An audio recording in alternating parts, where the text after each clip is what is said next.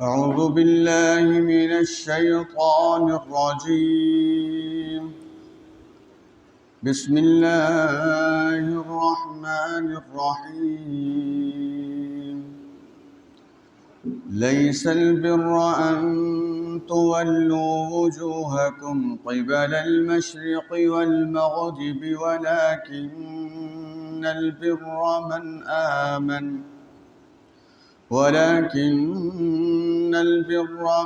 آمن بالله واليوم الآخر والملائكة والكتاب والنبيين وآتى المال على حبه ذوي القربى واليتامى والمساكين وابن السبيل والسائلين وفي الرقاب وأقام الصلاة وآتى الزكاة والموفون بعهدهم إذا عاهدوا والصابرين في البأساء والضراء وحين البأس أولئك الذين صدقوا وأولئك هم المتقون. يا أيها الذين آمنوا كتب عليكم القصاص في القتلى الحر بالحر والعبد بالعبد والأنثى بالأنثى فمن عفي له من أخيه شيء فاتباع بالمعروف وأداء إليه بإحسان ذلك تخفيف من ربكم ورحمة فمن اعتدى بعد ذلك فله عذاب أليم. ولكم في القصاص حياة يا أولي الألباب لعلكم تتقون. كتب عليكم إذا حضر أحدكم الموت إن ترك خيرا الوصية للوالدين والأقربين بالمعروف حقا على المتقين.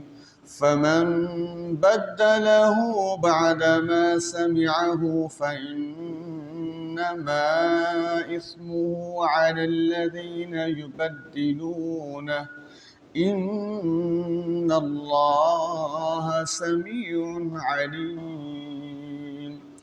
فمن خاف من موص جنفا أو إثما فأصلح بينهم فلا إثم عليه إن الله غفور رحيم.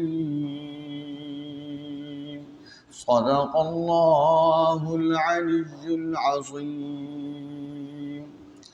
6 آیات ہیں جی، رکوع نمبر 22 سورۃ البقرہ۔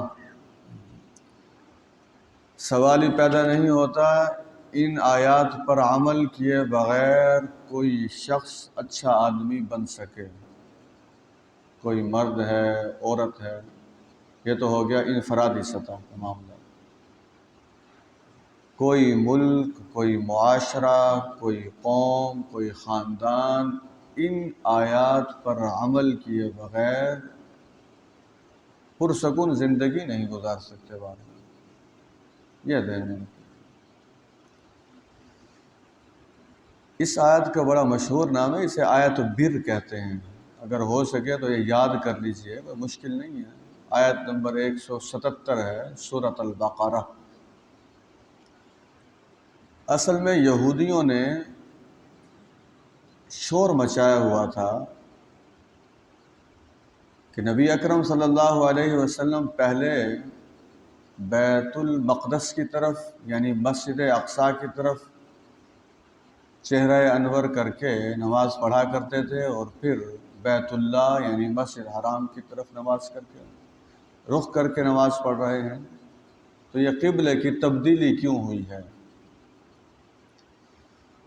اللہ تبارک و تعالی یہودیوں کو نیکی کی حقیقت بتا رہے ہیں، اور یہ بھی ذہن میں رکھ لیجئے یہودی کوئی بچے نہیں ہیں، ان کے پاس کتابیں موجود ہیں، یہ خوب جانتے ہیں کہ بیت اللہ جو مکہ مکرمہ میں ہے وہ شروع سے تعمیر ہوتا آیا ہے، یہاں تک کہ حضرت ابراہیم علیہ السلام نے بھی تعمیر فرمایا ہے، تعمیر کیا ہے۔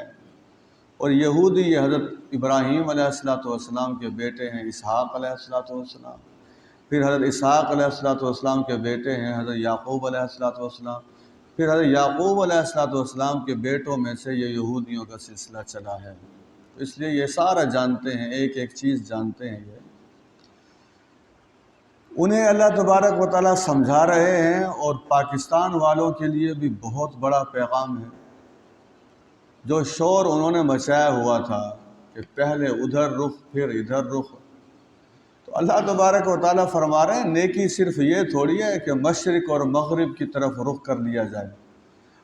مشرق بھی اللہ تبارک و تعالیٰ کا ہے، مغرب بھی اللہ تبارک و تعالیٰ۔ اگر مسجد اقصیٰ کی طرف رخ کر کے نماز پڑھتے تھے چہرے گاہ تو بھی تو اللہ کی عبادت ہو رہی تھی، اور اگر مسجد حرام بیت اللہ کی طرف رخ کر کے نماز پڑھ رہے ہیں تب بھی کس کی عبادت ہو رہی ہے؟ اللہ تبارک و تعالیٰ۔ تو اس میں ایسی کون سی بات ہے؟ اب آپ کہیں گے جی پاکستان والوں کے لیے کیا ہے اس میں؟ کیونکہ یہ درس ریکارڈ جب ہو رہا ہوتا ہے تو کوشش کی جاتی ہے کہ اس انداز میں گفتگو نہ کی جائے جو بعد میں مسائل پیدا کرے۔ تو میں چیزوں کو ظاہر کیے بغیر سادہ الفاظ میں یہ بتا دوں، جس آدمی کو خام خواہ کے فروعی مسائل سے دلچسپی ہے، جس آدمی کو خام خواہ کے فروعی مسائل سے دلچسپی ہے وہ اپنا وقت ضائع کر رہا ہے۔ یہ سن لیجئے، اب شاید اس مجلس میں بیٹھے ہوئے لوگوں کو فروعی مسائل ہی کا پتہ نہ ہو کہ فروعی مسائل کیا ہوتے ہیں۔ فروعی مسائل سے مراد ہے کچھ چیزیں ایسی ہوتی ہیں جو دونوں ٹھیک ہوتی ہیں۔ مثلاً اب میں یا کوئی امام صاحب یا کسی بھی مسجد میں آپ نماز پڑھیں، جب امام سورۃ فاتحہ کی آخری آیت پڑھتا ہے تو اس کے بعد آمین کہی جاتی ہے۔ کچھ لوگ آمین بلند آواز سے کہہ دیتے ہیں، کچھ لوگ آمین دل میں کہہ دیتے ہیں۔ اب اس پر جھگڑا اگر کھڑا کر دیا جائے کہ آمین پست آواز میں کہنی ہے یا آمین بلند آواز میں کہنی ہے، یہ رویہ ٹھیک نہیں ہے۔ اصل میں یہ بات ذہن میں ہونی چاہیے کہ نبی اکرم صلی اللہ علیہ وسلم نے فرمایا جو آمین فرشتوں کے ساتھ مل جاتی ہے اس کی برکت سے اللہ تبارک و تعالی آمین کہنے والے کے سارے پچھلے گناہ جو صغیرہ گناہ ہیں وہ سارے معاف فرما دیتا ہے۔ اب یہ چیز ہے جس کی طرف دھیان ہونا چاہیے۔ اسی قسم کی اور بھی کئی چیزیں ہیں جن کا میں نام لے سکتا ہوں، لوں گا نہیں، ان چیزوں میں اپنی دلچسپی چھوڑ دیجئے۔ کئی چیزیں ایسی ہیں وہ نبی اکرم صلی اللہ علیہ وسلم سے دونوں طریقے سے ثابت ہے، تو دونوں طریقے ٹھیک ہیں۔ اس لیے اپنے وقت کو مفید کاموں میں لگائیے۔ اب بتایا جا رہا ہے کہ نیکی ہے کیا؟ نیکی کی پہلی چیز جو بتائی جا رہی ہے وہ نظریات ہیں۔ یہ ذہن میں رکھ لیجئے۔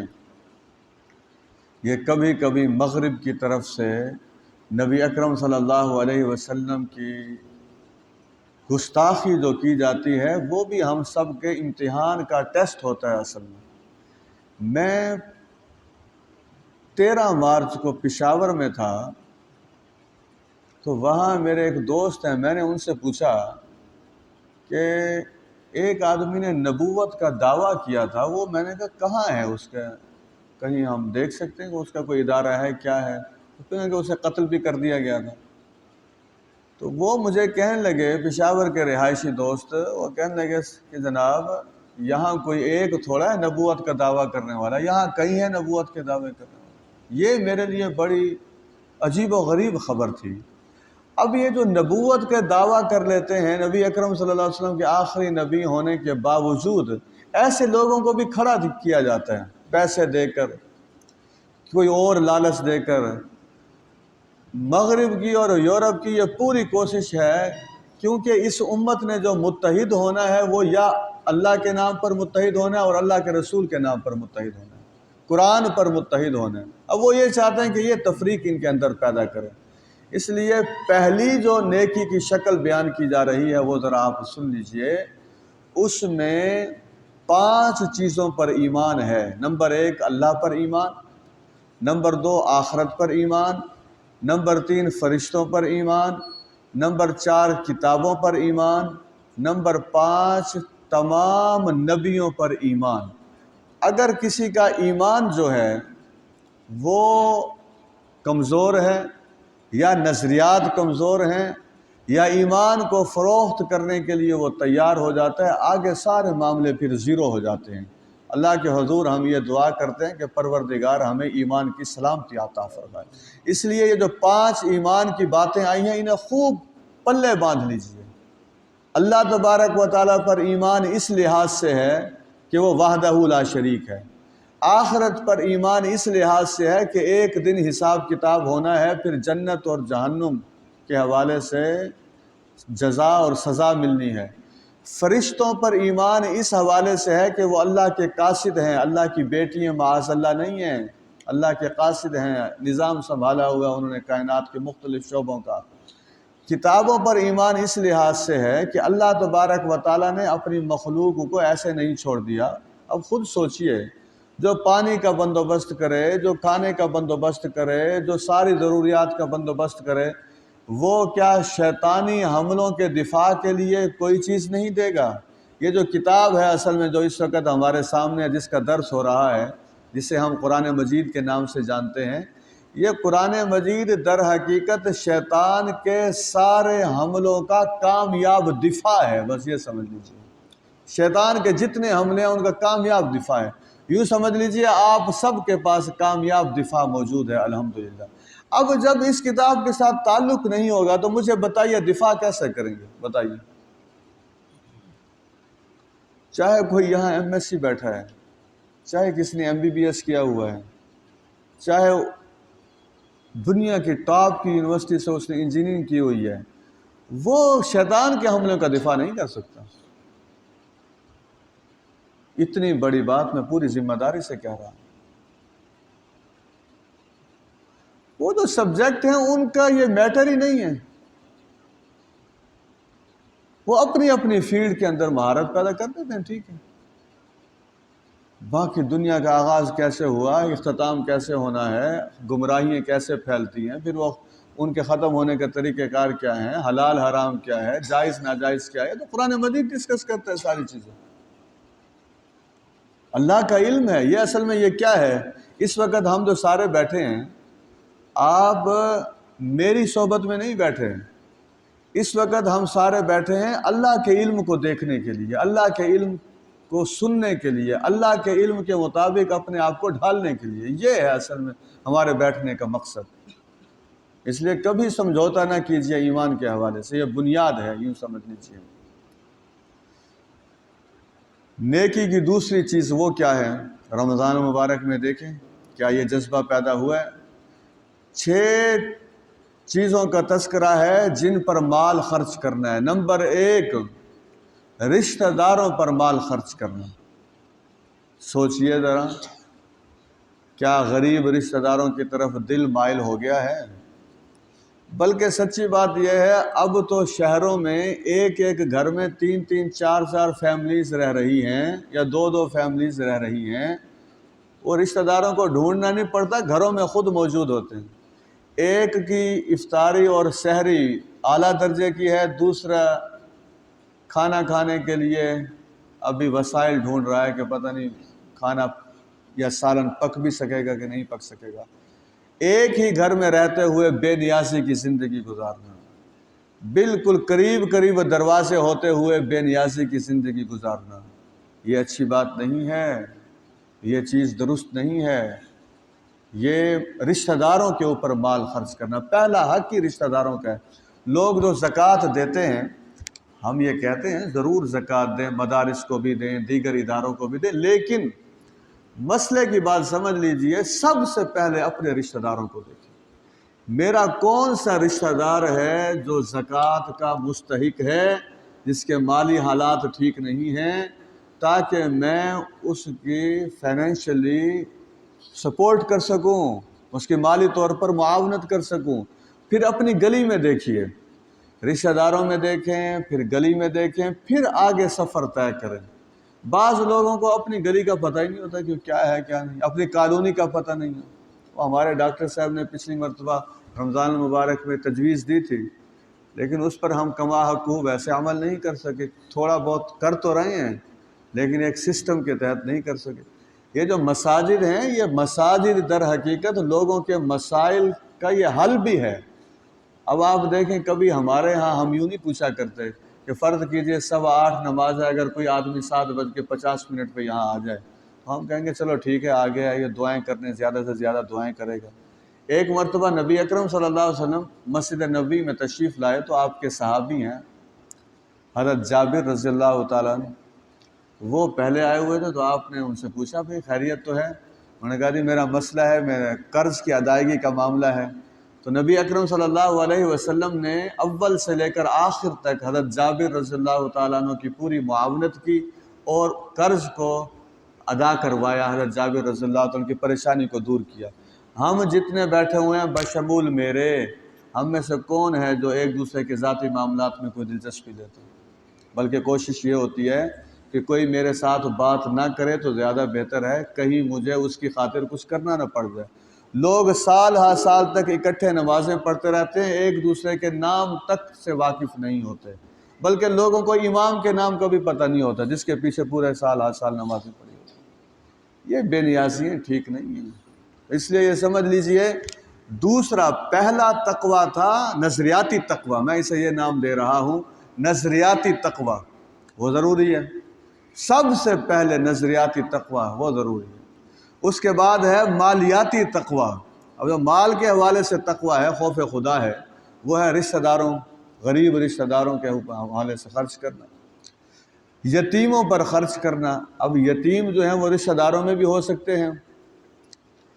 میں نے یہ حدیث پہلے بھی یہاں سنائی تھی، اب پھر سن لیجئے۔ جو مخیر حضرات بیٹھے ہیں، جنہیں اللہ تبارک و تعالیٰ نے وسائل سے مالا مال کیا ہوا ہے، نبی اکرم صلی اللہ علیہ وسلم نے فرمایا جو 3 یتیموں کی کفالت اپنے ذمہ لے لیتا ہے، 3 یتیموں کی کفالت جو اپنے ذمہ لے لیتا ہے، جنت میں وہ مجھ محمد صلی اللہ علیہ وسلم کا بھائی بن کر میرے ساتھ رہے گا۔ اب آپ تو سمجھیں ہمارے ہاں کیا ہوتا ہے، بچے یتیم ہو گئے ہیں، چچا بھی بے نیاز، تایا بھی بے نیاز، ماموں بھی بے نیاز، دیگر رشتہ دار بھی جس دن وہ بچوں کا باپ فوت ہوتا ہے اس دن آتے ہیں، سر پر ہاتھ رکھ کر انہیں پھر حوالے کر کے چلے جاتے ہیں۔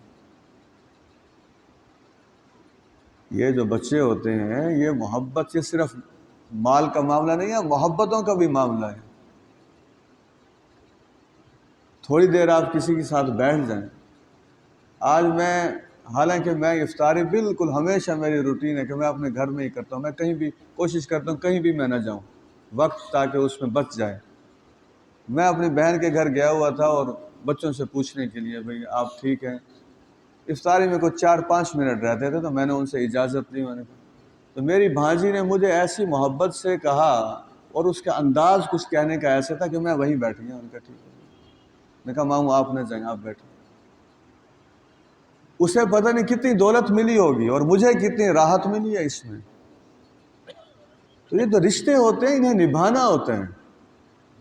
اگر اس خاندان کو کوئی ایک فرد چلا گیا ہے تو باقی بچے جو بچ گئے ہیں انہیں محسوس ہونا چاہیے کہ باقی جتنے رشتے ہیں اس محبت کو پورا تو نہیں کر سکتے لیکن نبھا تو سکتے ہیں نا۔ یہی پیغام ہم یہاں سے لے کے جاتے ہیں۔ رشتہ دار، پھر یتیم، اور اسی سلسلے میں النور میرج کلب میں اس اتوار کو عصر کی نماز کے بعد ڈونر کانفرنس ہو رہی ہے انشاءاللہ۔ اس میں جتنے دوست یہاں بیٹھے ہیں حسب استطاعت وہاں آئیں اور انتظامیہ کے حوالے سے اعلان کریں کہ ہم انشاءاللہ غریبوں کے لیے، مسکینوں کے لیے، اللہ کے دین کو قائم کرنے کے لیے اتنی مالی معاونت کر سکتے ہیں انشاءاللہ۔ اللہ تبارک و تعالیٰ کم والے کو بھی پسند فرماتے ہیں، زیادہ والے کو بھی پسند فرماتے ہیں۔ یہ آپ کے لیے دعوت نامہ ہے۔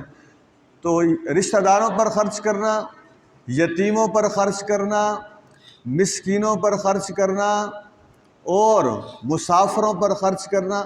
یہ دیکھیے مسافر جو ہیں، اب میں کون سی بات آپ کے سامنے رکھوں۔ ہونا کیا چاہیے تھا، پوری دنیا کے اندر جتنے مسلمانوں کے ممالک ہیں، ان ممالک میں جو سفر کرنے والے لوگ ہیں، مسافر، ان کے حوالے سے ایسا بہترین نظام ہونا چاہیے تھا۔ ویٹنگ رومز ہیں، ویٹنگ پلیسز ہیں، ان کے پانی پینے کی جگہ بہترین ہو، واش روم بہترین ہو۔ اگر کوئی خدا نخواستہ ایسا مسئلہ بن جاتا ہے کہ انہیں نائٹ سٹے کرنا پڑتا ہے، اس کے لیے سہولت موجود ہو۔ یہ تو ہوگی سفر کے حوالے سے۔ مسافر اگر کسی شہر میں چلا جائے جہاں وہ اجنبی ہوگا، ظاہر ہے، تو وہاں کا جو کاروباری آدمی ہے، جو تاجر آدمی ہے، وہ ایسی انسیت اسے دکھائے کہ اس مسافر کی ساری اجنبیت انسیت میں تبدیل ہو جائے۔ اسے یہ محسوس نہ ہو کہ یہاں تو مجھے ہر کوئی لوٹنے کے لیے بیٹھا ہوا ہے، کیونکہ میں نیا ہوں اس شہر میں، مجھے چیزوں کا پتہ نہیں ہے۔ اور ہم ایسا ہی کرتے ہیں۔ یہ جو عرس ہوتا ہے، جب سندھی یہاں آتے ہیں ہمارے بہاؤالدین زکریا رحمۃ اللہ علیہ یا شاہ رکن عالم رحمۃ اللہ علیہ کے درباروں پر، جو ہمارے تاجر ان کے ساتھ کر رہے ہوتے ہیں، وہ آپ کو پتہ ہے، میں تو اس کی تفصیل میں نہیں جانا چاہتا۔ تو ہم بحیثیت قوم ان چیزوں، یہ تو قرآنی آیات ہیں، اسے ہم بڑے چھوٹے تناظر میں لیتے ہیں۔ آپ یقین جانیے، یہاں جو بڑی عمر کے لوگ بیٹھے ہیں، ان سے پوچھئے، پرانے وقتوں میں جو مسافر کسی گاؤں میں چلا جاتا تھا، ایون شہر میں بھی، اسے رہنے کے لیے یا کھانا کھانے کے لیے کوئی تردد نہیں کرنا پڑتا تھا۔ میں کہتا ہوں اب کوئی مسافر شاہ رکن عالم کالونی کے بلاک میں ساری رات گزار دے، مجال ہے اسے کھانے کا کوئی پوچھ لے یا اسے رہائش کا کوئی پوچھ لے۔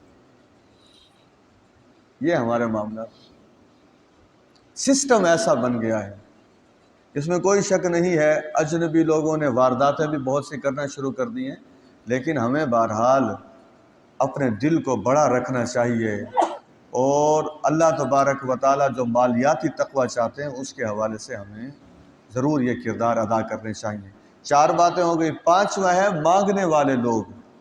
اب یہ جو مانگنے والے لوگ ہیں، قرآن مجید میں اس کی وضاحت کر دی گئی ہے۔ وہ مانگنے والے خوددار ہوتے ہیں، وہ ایسے نہیں ہوتے کہ لوگوں کی قمیضیں کھینچ کھینچ کے مانگ رہے ہوتے ہیں۔ جیسے ہمارے ہاں جس کالونی میں چلے جائیں، جس مارکیٹ میں چلے جائیں، ابھی آپ گلشن مارکیٹ چلے جائیں، رات کے 12 بجے تک آپ کو وہ عورتیں مل جائیں گی جنہوں نے معصوم بچے بھی ساتھ اٹھائے ہوئے ہوں گے، 2 3 مہینے کے بچے ہیں، اور وہ ساتھ اٹھا کے پھر رہے ہیں۔ اسلام اس قسم کی گداگری کو لعنت سمجھتا ہے۔ اسلام اس قسم کی جو بھیک مانگنے کی عادت ہے، اس کے بارے میں اتنی سخت بات کہتا ہے کہ اللہ کے رسول صلی اللہ علیہ وسلم نے فرمایا، یہ جو پیشہ ور گداگر ہیں اور بھکاری ہیں، جنہیں عادت ہی پڑ گئی ہے محنت سے جی چرانے کی، قیامت والے دن، اور یہ بس سوال ہی کرتے رہتے ہیں، قیامت والے دن یہ اللہ کی بارگاہ میں آئیں گے، ان کے جسموں پر ہڈیاں ہوں گی، گوشت نہیں ہوگا۔ اچھے خاصے صحت مند آدمی اور ہاتھ پھیلائے جا رہے ہیں۔ ہاں، ایک بات ضرور ہے، یہ اب آپ اسلام کی بات نوٹ کر لیجئے، کاپی پین تو ہے نہیں، دل میں نوٹ کر لیجئے۔ اسلام کسی بھی شخص کے ساتھ بد اخلاقی اور بدتمیزی کی اجازت نہیں دیتا۔ اگر وہ آدمی جوان ہے، اب آپ اسے کہنا چاہتے ہیں کہ نہیں جوان ہو، ہٹے کٹے ہو، اور پھر مانگ بھی رہے ہو، یہ کہنے کا انداز بہرحال شائستہ ہونا چاہیے، الفاظ بہترین ہونے چاہیے، اس میں سختی نہیں ہونی چاہیے، اس میں خیر خواہی ہونی چاہیے۔ تو یہ جو سائلین ہیں، جو اپیل کرتے ہیں، دینی مدارس کے بھی یہ لوگ ہو سکتے ہیں، یہ مختلف قسم کے وہ افراد جو خیر کے کام کر رہے ہیں وہ بھی ہو سکتے ہیں، جنہیں ذاتی ضرورت کے لیے سوالات کرنے ہوتے ہیں، وہ بھی اس میں شامل ہیں۔ خواتین چونکہ موجود ہیں، میں ان سے ایک بات کہنا چاہتا ہوں، بعض عورتوں کی عادت ہوتی ہے کہ وہ پیسے مانگتی ہی رہتی ہیں، رشتہ داروں سے مانگنا، ہمسایوں سے مانگنا، باقیوں سے مانگنا۔ حدیث سن لیجئے، عورتوں کی عادت ہے یا مردوں کی عادت ہے، جس کی بھی یہ عادت ہے، جو اپنے وسائل کے مطابق زندگی نہیں گزار رہا، وہ 20 لاکھ کا مکان نہیں بنا سکتا لیکن وہ 30 کا بنانا چاہتا ہے، وہ 5,000 کا سوٹ نہیں پہن سکتا، وہ 10 کا پہننا چاہتا ہے، وہ 3 لاکھ کی گاڑی نہیں رکھ سکتا، وہ 7 کی رکھنا چاہتا ہے، وہ 2-3 کھانے افورڈ نہیں کر سکتا، وہ 5 کھانے پکانا چاہتا ہے، وہ ولیمے پر 100 افراد کو بھی نہیں بلا سکتا لیکن وہ بڑا مجمع لگانا چاہتا ہے۔ ایسا آدمی اپنے لیے مسائل خود پیدا کر رہا ہے۔ اللہ تبارک و تعالیٰ کے دین نے تو آسانی پیدا کی تھی۔ میں حدیث سنانا چاہتا ہوں، بڑی زبردست حدیث ہے۔ نبی اکرم صلی اللہ علیہ وسلم نے فرمایا، جو مخلوق کے سامنے سوال کرتا رہتا ہے اور مخلوق سے ہی پورا ہونے کی تمنا اور مخلوق سے ہی پورا ہونے کی خواہش اور مخلوق سے ہی پورا ہونے کا یقین رکھتا ہے، اللہ تبارک و تعالیٰ پھر اس کے سوال کے دروازے کو کبھی بند نہیں کرتے، وہ کھلا رہتا ہے سوال کا دروازہ۔ اس لیے میرے بھائیوں اور میری بہنوں، اللہ کی طرف رجوع کیا جائے۔ بہرحال جو پیشہ ور سائلین نہیں ہیں ان کی مدد بھی کی جائے۔ اس کے بعد فرمایا کہ جو لوگ گردن آزاد کرتے ہیں، اس میں بہت سی چیزیں آگے، غلام بھی آ گئے اور اس میں قیدی۔ میں ایک واقعہ یہاں بتانا چاہتا ہوں۔ ایک مرتبہ کچہری میں بیٹھا ہوا تھا، وہاں درس قرآن تھا 2 بجے کے قریب، تو مجھے ایک جج صاحب کے کمرے میں بٹھایا گیا۔ اس وقت وہ بیٹھے تھے، میں بیٹھا تھا، ایک تیسرا آدمی بیٹھا تھا، ہم 3 لوگ بیٹھے ہوئے تھے۔ تو چائے آ گئی۔ اس چائے کے دوران جو آدمی میرے ساتھ بیٹھا تھا اس نے اس جج صاحب سے پوچھا کہ اس مرتبہ آپ نے مجھے لسٹ نہیں دی۔ تو انہوں نے کہا ہاں وہ لسٹ بس میں نے کہہ دی، آج شام تک وہ فائنل ہو جائے گی تو وہ کل آپ کو لسٹ مل جائے گی۔ انہوں نے کہا چلیں ٹھیک ہے۔ وہ جج صاحب کو ٹیلی فون آ گیا تو میں نے ان سے پوچھا کہ آپ کا کیا تعارف ہے اور کہ آپ یہ لسٹ کون سی مانگ رہے تھے؟ تو انہوں نے کہا کہ بس اللہ نے مجھے یہ توفیق دی ہوئی ہے کہ میں جو ملتان کی جیل میں جو قیدی ہیں جنہیں چھوٹے موٹے جو جرائم ہیں ان میں انہیں جرمانہ ہو جاتا ہے اور وہ جرمانہ ادا نہیں کر سکتے، تو میں پھر یہاں سے لسٹ لے جاتا ہوں وہ ساری، اور ان کے جرمانے میں ادا کرتا ہوں۔ اور وہ آدمی فوڈ فیسٹیول کا کسی برانچ کا آنر تھا بہرحال۔ پھر میں نے اس سے پوچھا تو یہ دیکھیے جن لوگوں کے کاروبار بہت ہمیں ہائی فائی نظر آتے ہیں اس کے پیچھے پھر اللہ کے راستے میں خرچ کرنا بھی بہت زیادہ ہوتا ہے، اور پیچھے بڑی منصوبہ بندی بھی چل رہی ہوتی ہے۔ سچی بات یہ ہے جو دوسروں پر خرچ کرتا ہے اس پر اللہ تبارک و تعالیٰ خرچ کرتے ہیں۔ اب آپ خود دیکھ لیجئے کہ کتنی بڑی بات ہے۔ یہ 2 باتیں یہاں تک ہو گئیں اور 10:15 بھی ہو گئے۔ میں انشاءاللہ زندگی رہی، جیسے میں نے رکوع اس لیے تلاوت کیا تھا کہ اس رکوع میں زندگی کا ایک ڈھانچہ پورا ترتیب دے دیا گیا ہے۔ تو آج یہ 2 چیزیں ذہن میں رکھ کے جائیے، کل پھر انشاءاللہ آگے شروع کریں گے۔ نظریاتی تقوی انشاءاللہ، اور دوسرا کون سا تقوی؟ مالیاتی تقوی۔ جزاک اللہ خیر، وآخر دعوانا الحمدللہ رب العالمین۔ الحمدللہ رب العالمین، اللہم صلی علی محمد النبی الامی وعلی آلہ وصحبہ وسلم۔ ربنا هب لنا من ازواجنا وذرياتنا قرة اعین واجعلنا للمتقین اماما۔ اللہم انا نسألک من خیر ما سألک منہ نبیک محمد صلی اللہ علیہ وسلم ونعوذ بک من شر ما استعاذ منہ نبیک محمد صلی اللہ علیہ وسلم۔ پروردگار ہم سب کو ہر قسم کے نظریات کی گمراہی سے محفوظ فرما دے۔ اے اللہ، جو شخص فضول خرچ ہو، جو عورت فضول خرچی کرنے والی ہو، جو مرد اور جو عورت بخیل ہو، یہ دونوں لوگ آپ کے راستے میں خرچ نہیں کر سکتے۔ پروردگار ہمیں بخل سے اور فضول خرچی سے محفوظ فرما دے۔ رب ذوالجلال والاکرام ہمیں لوگوں پر اور دین اسلام کی خاطر خرچ کرنے والا دل عطا فرما۔ اے اللہ، ساری زندگی ہمیں اوپر والا ہاتھ عطا فرما۔ پروردگار ہمیں خودداری کی زندگی گزارنے کی توفیق عطا فرما۔ اے اللہ، ہم سب کے رزق میں برکت عطا فرما۔ یہاں جتنے بھائی اور بہنیں قرآن کو سمجھنے کے لیے بیٹھے ہیں، نبی اکرم صلی اللہ علیہ وسلم کا یہ فرمان ہے، ایک آیت کے سیکھنے پر 100 رکعت نماز نفل سے زیادہ کا ثواب آپ عطا فرماتے ہیں، اور ایسے لوگوں کو آپ اپنی رحمت میں ڈھانپ لیتے ہیں پروردگار ہم سب کو یہ سعادتیں عطا فرما۔ وصلی اللہ تعالی علی خیر خلق محمد وعلی آلہ وصحبہ اجمعین برحمتہ۔